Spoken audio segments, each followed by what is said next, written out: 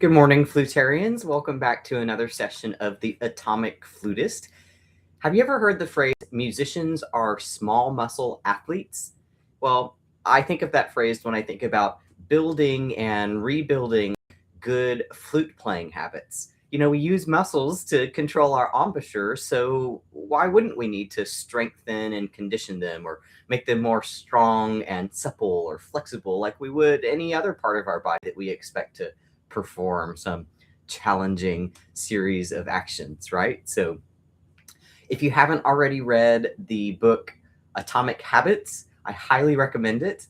I'm basing these sessions off of some of the ideas that I learned there, like breaking up a big habit into small pieces of habits that are easy to start, that are satisfying to do, and then stacking them into a reliable system of habits. So you probably already know this about me. I specialize in improvisation. I run a supportive community of flutists who are improving their improvising called Flutarians. You can find us on School if you just search for Flutarians. And I host improv games 4 times a week where I demonstrate through games some of the ideas that have made it possible for me to have confidence when I'm improvising. And we have a good time playing music together. So if you want to improve your improvising, get off the page, and play by ear, I invite you to join us for improv games. I'll be doing some tonight at 7 p.m. Central Time. But let's go ahead and get started warming up our flutes. I'm over here warming up my hand. It's a little cold down here on the bottom floor of my studio, and it's only 44 degrees Fahrenheit here in Austin, Texas right now.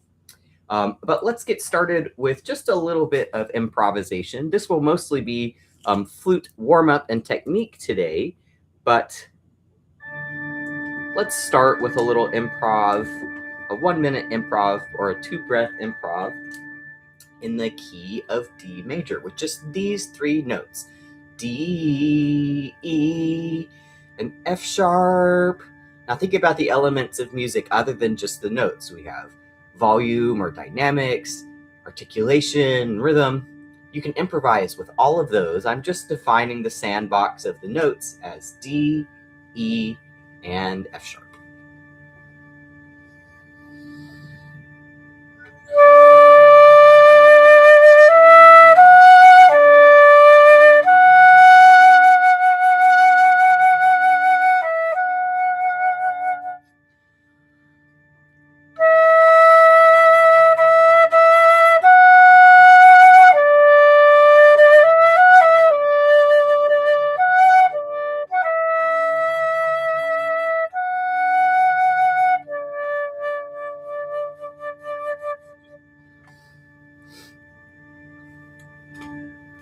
So I think of playing the lowest notes on the flute as you have to you can't force flow to them. You have to kind of loosen up into them. I've been noticing lately that when I play the lower notes, the aperture in my embouchure, or the hole in between my lips, goes from being more round shaped to being more flat, like a pancake for the low notes. So I also believe that the lowest notes on the flute are build a strong foundation for beautiful notes in the upper register. So I always warm up my lower register first. And here's one way that we can kind of relax down to that low D, and maybe we'll go down to the low C as well. So let's do a combination of 2 notes per breath, but let's do it without vibrato, and let's include a crescendo and a decrescendo. So I like to start and end as quietly as humanly possible, and in the middle, where I sense an awareness of being about halfway through my breath tank, my breath tank, I guess is a good phrase, I want to be as loud or as fortissimo as possible. And while I'm doing that, I'm listening to the drone tone and tuning and thinking, how can I compensate for this natural tendency on the flute, where we tend to go sharp when it's loud, when we play loud, and we tend to go flat when we play quietly. So I'll start with D to C sharp. Take a breath, do C sharp to C. Take a breath, do C to B. So we'll be descending in the chromatic scale, 2 notes at a time. D to C sharp.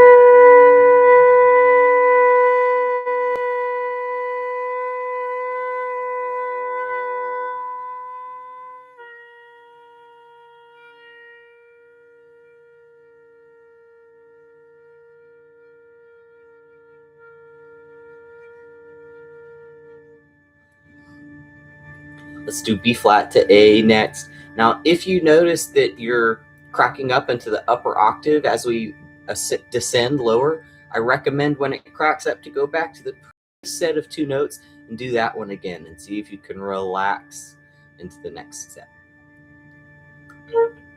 Let's do B flat to A.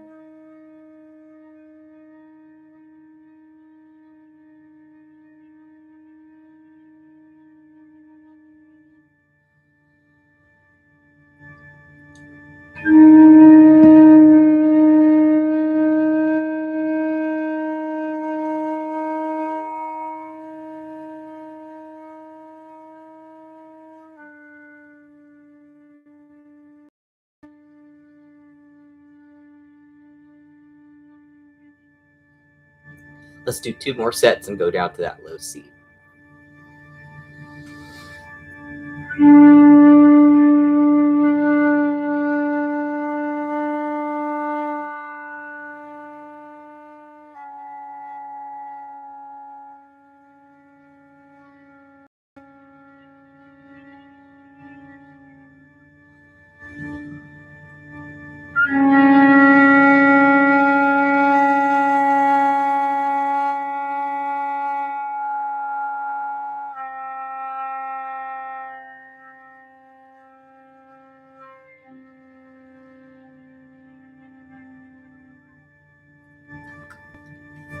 Now, if you find that you're making mistakes or doing things that you didn't mean to do, don't worry.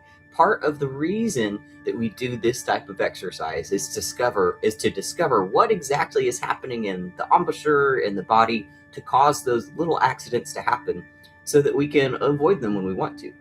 Let's do something that I call whistle tones that is sometimes an accident, but sometimes also included in pieces that have extended techniques. I know a couple of flutists who use these whistle tones as a way to warm up backstage before the orchestra starts without anyone being able to hear them.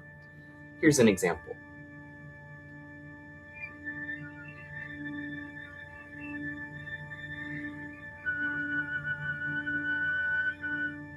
So the whistle tones come out as an accident when we're ending a note and we don't stop the airstream quickly enough, and there's just 20 to 25%, maybe 10% of the volume of air coming out.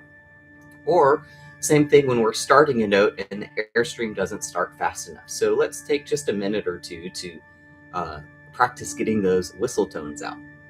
Let's do it on the D, the same D we were starting on before.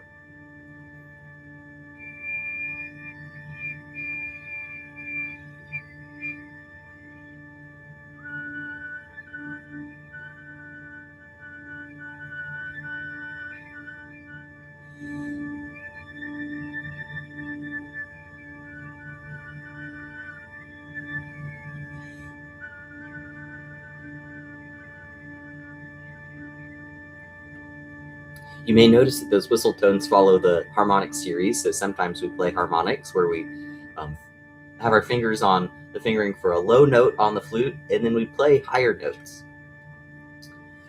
Let's reach down to that low D in a new way, where, as I think some people call this the Remington exercise. I suppose Mr. and Miss Remington popularized this.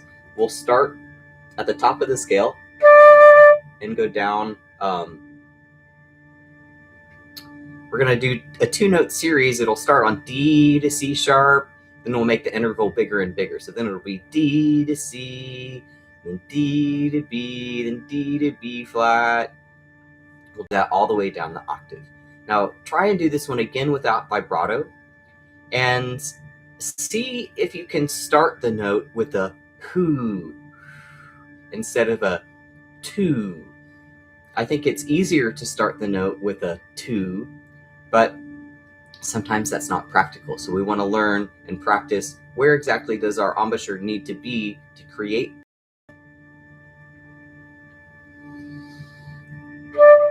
Oops.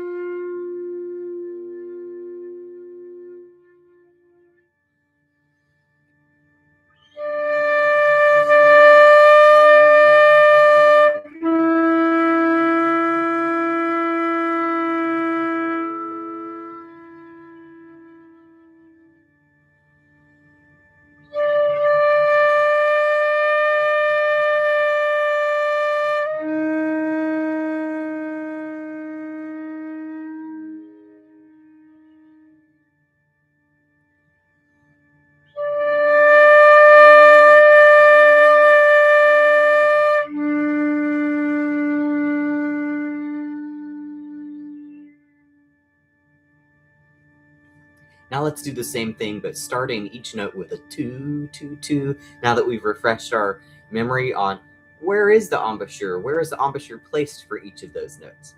I'm thinking about two things when I'm doing this in particular. One, I'm listening to my fingers, making sure there's no little blips in between the notes, making sure my fingers are opening and closing at the same time. And what was the other one that I was thinking of? The placement, yeah. So where exactly is the placement in the embouchure? And I'm trying to notice what changes when I go lower or higher. So let's start back at that D to C sharp with a 2-2.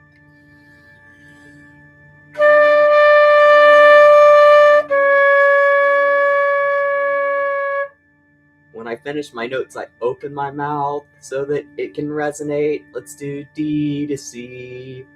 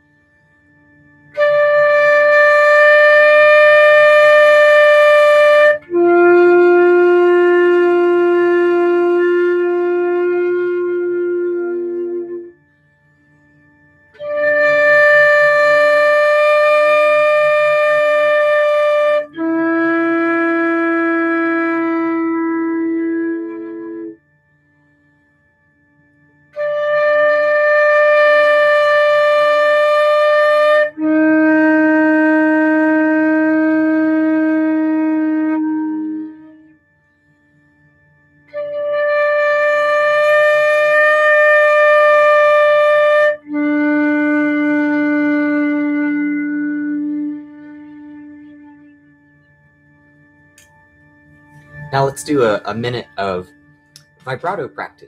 So I do practice vibrato metered with a metronome sometimes, and then other times I practice this, where I start as slow as possible and then end my note with as fast as possible of vibrato, take a breath, start as fast as possible, and then slow down. When I'm doing this, I am sometimes thinking, though, 1 beats, 2 beats, 3 beats, 4 beats, 5 beats, and then in the reverse. So let's do that slow to fast on this D.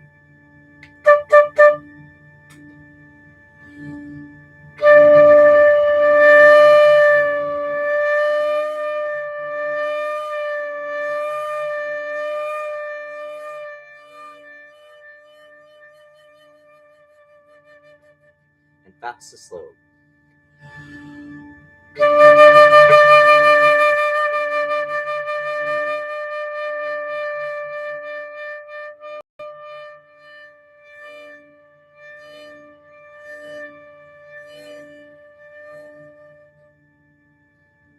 Let's do the same thing one more time. Slow to fast, take a breath, and fast to slow.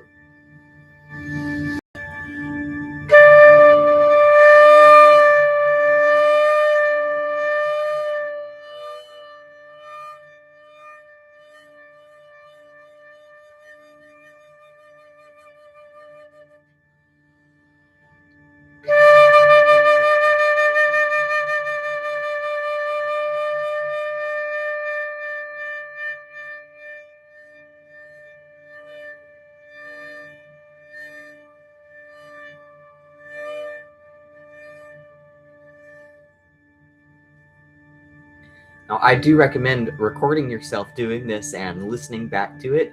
In my opinion, that's the fastest and best way to strengthen your self-teaching muscle, or skill, you could say. So now we've warmed up our vibrato a little bit.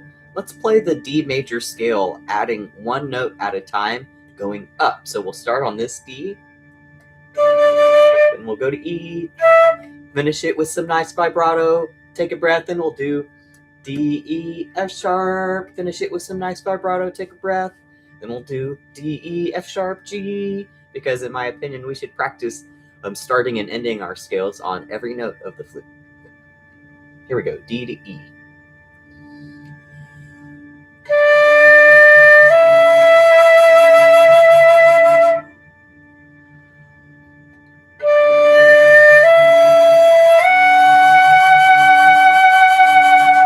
Ooh, I heard a little blip. Let's do that one again. D, E, F sharp.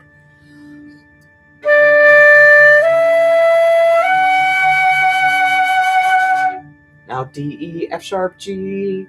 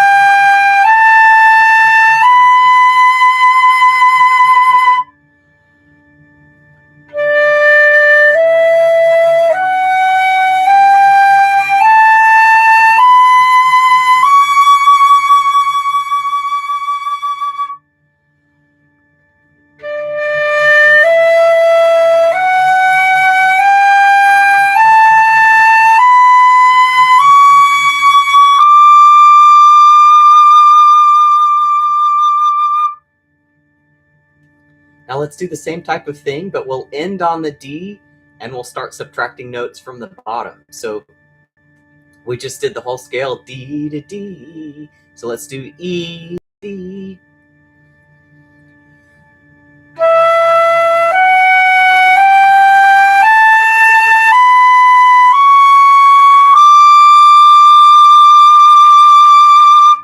Now F sharp to D.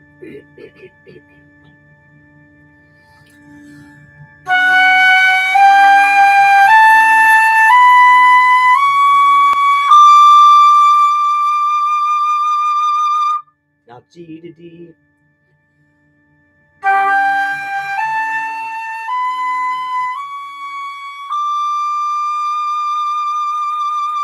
And A to D.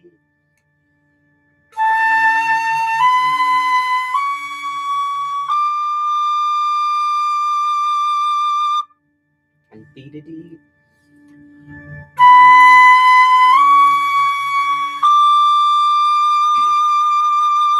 I'm going to do that one again. I heard a little blip when my fingers weren't moving at the same time. Let's do B, C sharp, D.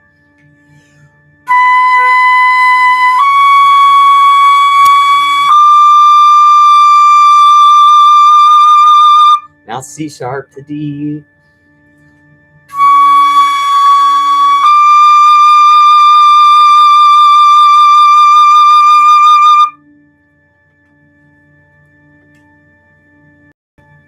Let's do a little bit more articulation. So I'm going to practice double tonguing, where I make two different syllables, like a t and a k.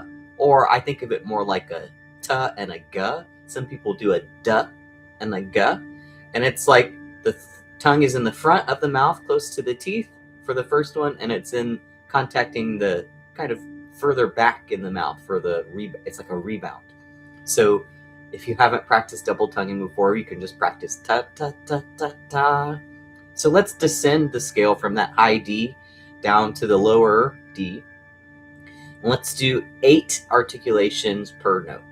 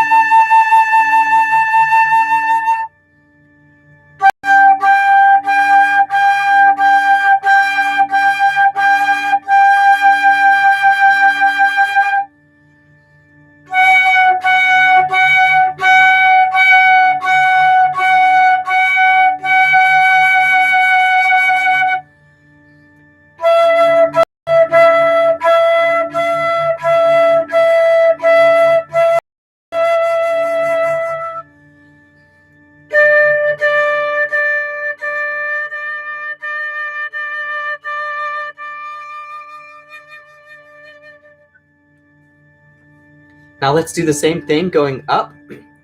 Let's go past the octave. If you've got it in you, let's go all the way up to the high A.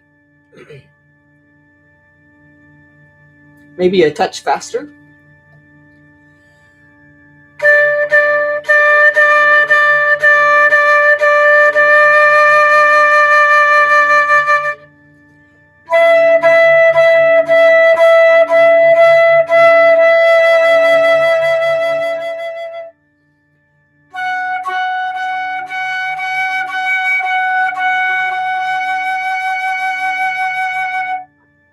Excuse me.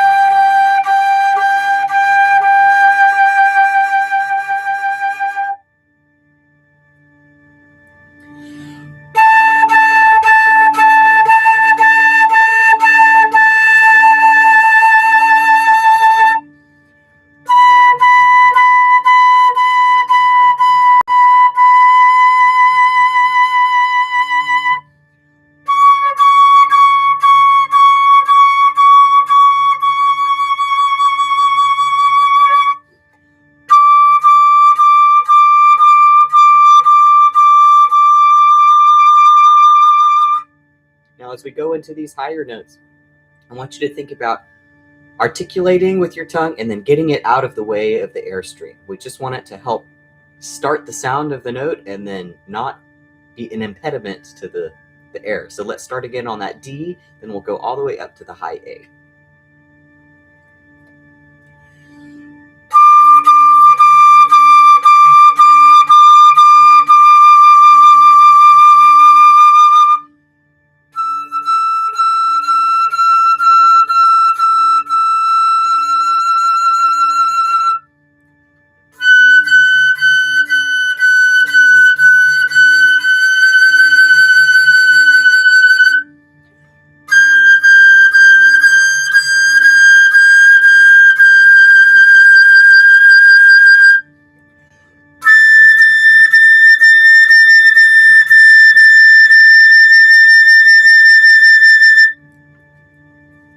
Let's finish with a reach where we go D to E, breath, D to F sharp, breath, D to G, breath, D to A. I'm going to do this slurred, no tongue to start the second note. D to E.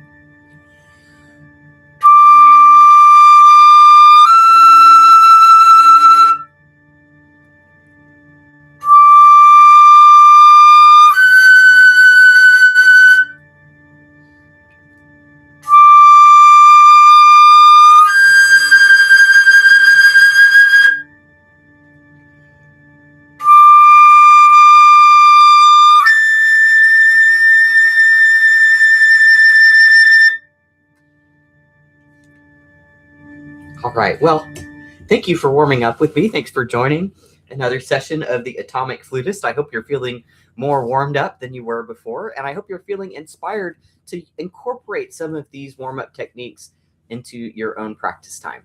So I invite you once again to join me in the Flutarian School. Come play games. We have a Flutarian's Journey Mad Lib. I think that's the best place to start. You can also let us know where you at on the improv anxiety to confidence scale. Are you at a 0 where you feel like, oh, I'm going to die when somebody asks me to play something without sheet music? Or are you closer to 5 where I want to help you get to where I'm at, where it feels like this is cool, this is fun, improvising music. So come join us. I'll do improv games at 7 p.m. tonight, and I'll go live on YouTube after that for a couple of kirtan songs where I might even be joined by some guest flutists. So hope to see you there.